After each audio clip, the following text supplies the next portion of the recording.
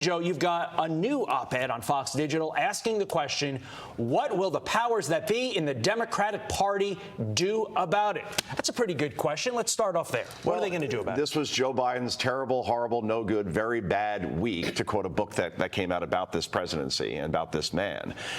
When you think about an aggregate, what we saw last week, Todd, as far as the president is concerned, when he can't remember the name of Hamas, who carried out the worst, most horrific attacks on Jews we've seen since the Holocaust. All right, can't remember the name of Hamas. Then we saw him talk about Francois Mitterrand and the French president, as far as he had a conversation with him recently. Mitterrand died when Patrick Mahomes was 1 year old, right, in 1996. Then talked about how he had, obviously, a conversation with Helmut Kohl, the late German chancellor who died many years ago, said he talked to him about January 6th. And then he had that press conference, which obviously, Todd, what we saw there was a president in prime time melting down in terms of his memory when he confused the president of Mexico with the president of Egypt.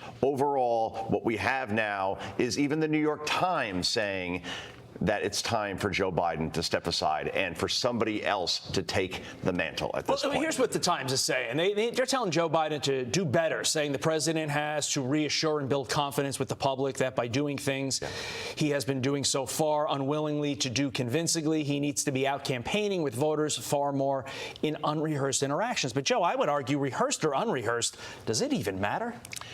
Here's the problem for the president and his handlers at this point.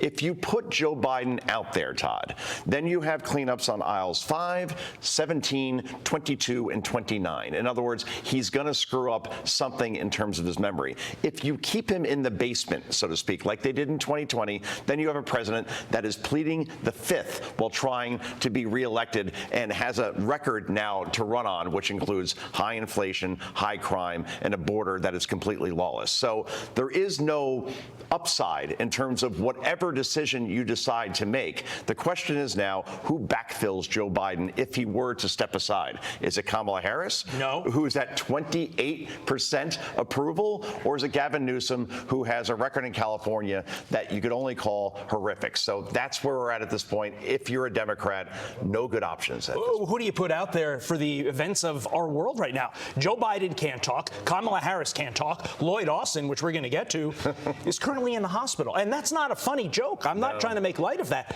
But he needs to be out there addressing the American people, and if he can't, somebody else needs to replace him. It is an absolute mess around there. Thanks for sitting in with me, though, on the A block. That's a rare appearance by Concha. The day after the Super Bowl. You're a champ. I'm Steve Ducey. I'm Brian Kilmeade. And I'm Ainsley Earhart. And click here to subscribe to the Fox News YouTube page to catch our hottest interviews and most compelling analysis.